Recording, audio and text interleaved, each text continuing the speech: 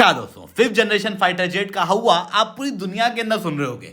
जहां पर चाइना ने बना लिया है, यूएस ने बना लिया है, भारत के पास में भी फिफ्थ जनरेशन फाइटर जेट नहीं है। बट हम सुखोई को इस तरीके से डेवलप कर रहे हैं कि हम फिफ्थ जनरेशन फाइटर जेट को पूरी तरीके से सुखोई के माध्यम से तबाह कर सकते हैं। और इसके लिए हम बना रहे हैं सुपर सुखोई फाइटर जेट, जिसके लिए डिफेंस एक्विजिशन काउंसिल ने ऑलरेडी मंजूरी दे दी है। सुपर सुखोई बनाने के लिए जो टोटल कॉस्टिंग है वो लगभग 66,000 करोड़ होने वाली है और हम लगभग 84 सुपर सुखोई बनाएंगे जो कि फिफ्थ जनरेशन फाइटर जेट से लड़ेंगे। कैबिनेट कमेटी ऑन सिक्योरिटी को अभी इस प्रोजेक्ट को अप्रूवल देना बाकी है। तो दोस्तों, मैं शिवलिंग चौहान आप लोगों के साथ में डिस्कस करूंगा कि कैसे सुपर सुखोई दुनिया के बेस्ट फाइटर जेट से लड़ने में सक्षम होंगे। इसके अंदर हम लोग ऐसा क्या चेंज कर रहे हैं कि ये फिफ्थ जनरेशन फाइटर जेट को ढूंढ भी पाएगा और उसे नष्ट भी कर देगा। इसे मैं शिवलिंग चौहान डिटेल में आप लोगों के साथ में चर्चा करूंगा। और उसके पहले आप लोग मेरे साथ में साथ टेलीग्राम ग्रुप के ऊपर जुड़ सकते हो। मेरे क्लास की अपडेट पीपीटी पीडीएफ सब कुछ आपको मिल जाएगी। यूपीएससी सीएससी की तैयारी करना है, टॉप एजुकेटर से ऑफलाइन क्लास के अंदर पढ़ना है, आप लोगों के पास में अच्छा मौका है। अनअकैडमी अब केवल ऑनलाइन ही रहा है, अनअकैडमी अब ऑफलाइन भी आ चुका है। हमारे सेंटर्स ऑलरेडी खोले जा चुके हैं। जुड़ना है तो इस नंबर पर कॉन्टैक्ट कर सकते हो। इसके अलावा मंथली करंट अफेयर्स की मैगजीन, प्रीवियस क्वेश्चन, फिल्म्स के मॉक टेस्ट, एनसीईआरटी के नोट्स की समरी और इंडिया ईयरबुक की समरी अगर आपको फ्री ऑफ कॉस्ट डाउनलोड करना है तो नीचे डिस्क्रिप्शन के अंदर मैंने लिंक दी हुई है, वहां से आप लोग डाउनलोड कर सकते हो। चलिए दोस्तों, समझने का प्रयास करते हैं पे क्या हुआ है। देखो, भारत के पास में ऑलरेडी फाइटर जेट की शॉर्टेज तो ही, साथ में हमारे पास में फिफ्थ जनरेशन फाइटर जेट अभी नहीं, आने वाले समय में आएंगे। कब आएंगे पता नहीं। वहीं दूसरी तरफ चाइना के पास में J-35 है। चाइना उन J-35 को पाकिस्तान को सप्लाई कर रहा है। तो फिर जरूरी है ना कि भारत के पास में कैपेसिटी हो कि हम लोग फिफ्थ जनरेशन फाइटर जेट से लड़ सकें। अब बात आती है फिफ्थ जनरेशन फाइटर जेट से लड़ना अगर है तो ये जानना जरूरी है कि फिफ्थ जनरेशन फाइटर जेट के अंदर ऐसा क्या खास है। Basically fifth generation fighter jet stealth fighter jet है, मतलब एक तरीके से इनविजिबल है। इसका मतलब ये है कि अगर मैं इस फाइटर जेट के अंदर बैठ के उड़ रहा हूँ और आप मेरे पास में फिफ्थ जनरेशन फाइटर जेट लेके आ गए तो मेरे रडार के अंदर तुम्हारा फाइटर जेट आएगा ही नहीं।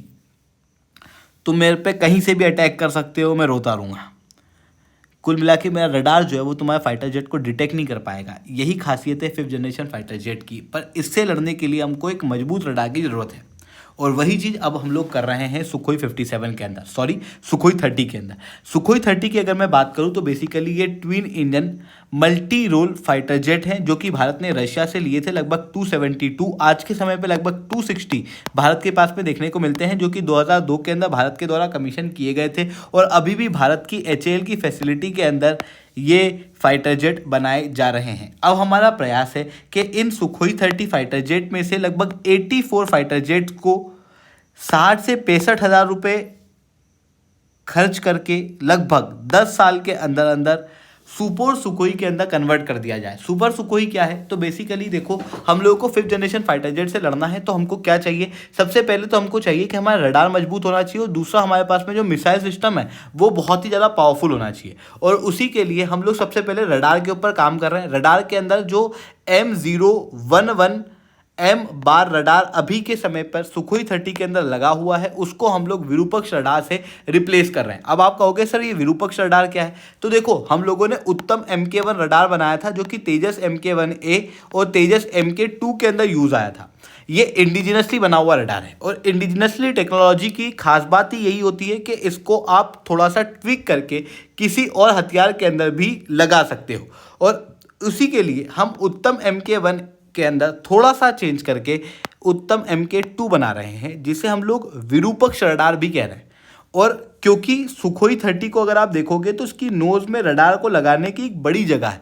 ऐसी कंडीशन में विरूपक्ष एक बहुत बड़ा रडार सिस्टम जो है वो देखने को मिलता है।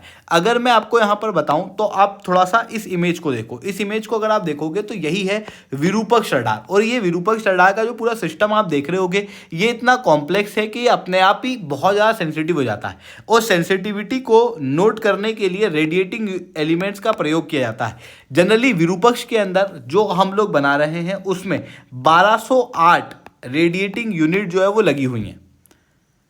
अब आपको फील देने के लिए बताता हूं, F-35 फाइटर जेट जो कि अपने आप में फिफ्थ जनरेशन फाइटर जेट है, यूनाइटेड स्टेट्स ऑफ अमेरिका का है।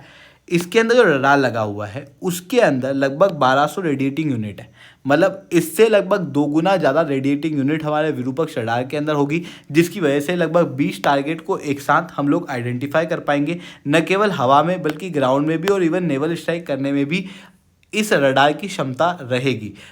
वहीं दूसरी तरफ जो अभी के समय पे सुखोई के अंदर लगा हुआ रडार था वो केवल 15 टारगेट को आइडेंटिफाई कर सकता था, वो भी हवा के अंदर।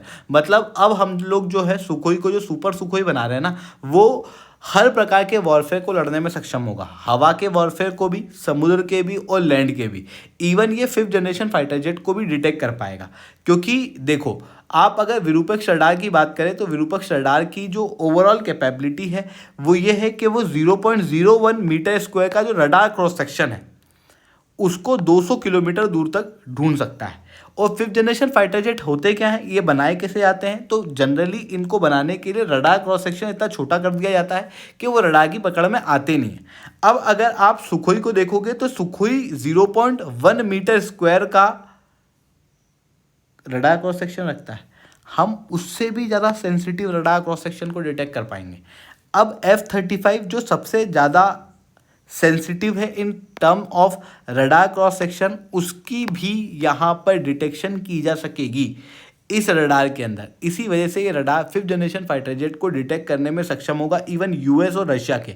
तो अब आप सोचो चाइना के भंगार को तो हम यूं ही पकड़ लेंगे इस रडार के माध्यम से। पर अब देखो केवल डिटेक्शन करना सफिशिएंट नहीं है, डिटेक्शन के साथ में हम दुश्मन को फोड़ना भी चाहते हैं, और उसके लिए हम चाहते हैं कि हमारे जो सुखोई फाइटर जेट्स हैं उनके अंदर एडवांस हथियार लगे, और उसके लिए हम अस्त्र मार्क 3 को यहाँ पर प्रयोग करेंगे। देखो अस्त्र मार्क 1 ऑलरेडी डेवलप हो चुकी है और उसको प्रोडक्शन यूनिट के अंदर डाल दिया गया है।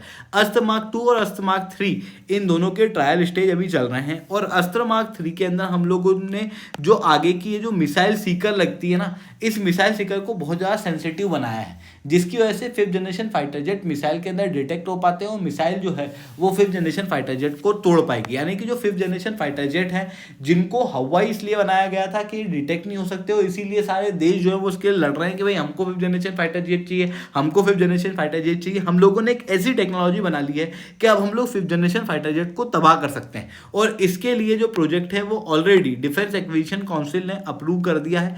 आने वाले समय में कैबिनेट कमेटी और सिक्योरिटी भी इसको क्लियरेंस देने वाली है। तो ये चीज़ें यहाँ पर देखने को मिल रही है। आई होप ये सारी बातें आपको समझ में आई होंगी। लेक्चर अच्छा लगा हो तो लाइक करना, लेक्चर बहुत अच्छा लगा हो नीचे साथ कमेंट करना। यूपीएससी सीएससी की तैयारी करना है, इंडिया के टॉप एजुकेटर से ऑफलाइन क्लास के अंदर पढ़ना है, तो आप लोगों के पास में अच्छा मौका है। अनअकैडमी केवल ऑनलाइन ही रहा है, अनअकैडमी अब ऑफलाइन भी आ चुका है।